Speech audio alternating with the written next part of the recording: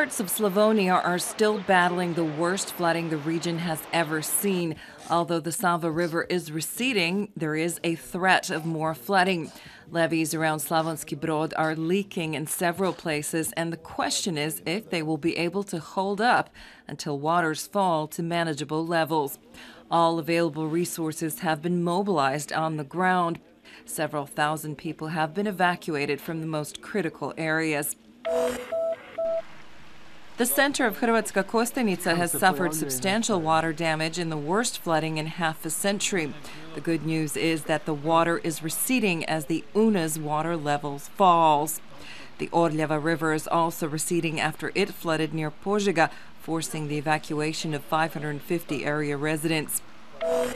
The head of the national water management company Hrvatske vode, Ivica Plišić, told Croatian radio this morning that there is still a heightened risk of flooding due to the fact that the Sava's water levels are still higher than the maximum the levees were designed to handle. The government of Prime Minister Zoran Milanovic has promised to finance the public works that will be needed to clean up the damage from the flooding. Emergency state funds will be allocated for this purpose, while cities and districts will be able to hire the unemployed to work on the cleanup. The Croatian Red Cross and the Catholic charity Caritas are accepting donations to help those who have been affected by the floods. Citizens are encouraged to donate clothing, basic hygiene products, bottled water, and canned goods. The first truck has already departed from the capital, carrying 20 tons of food and potable water to a distribution center in Vinkovci. The situation in Bosnia and Herzegovina remains very serious. The areas along the southern banks of the Sava River are severely flooded. Crews and volunteers are frantically trying to keep the remaining dikes from giving way. The most critical areas are around Orašje and Brčko in the northeast. Meanwhile, 25,000 people have been evacuated in Serbia. At least 17 people have died as a result of the flooding, and dozens have been injured. There is still no way to assess the extent of the damage.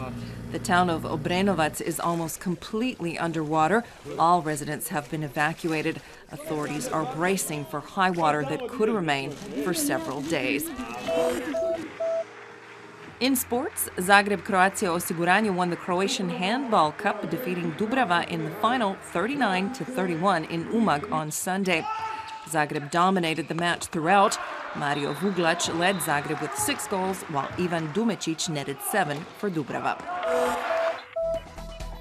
This afternoon's forecast calls for mostly sunny skies with moderate clouds, mostly along the coast and in the western reaches of the interior, where there is a chance of scattered showers.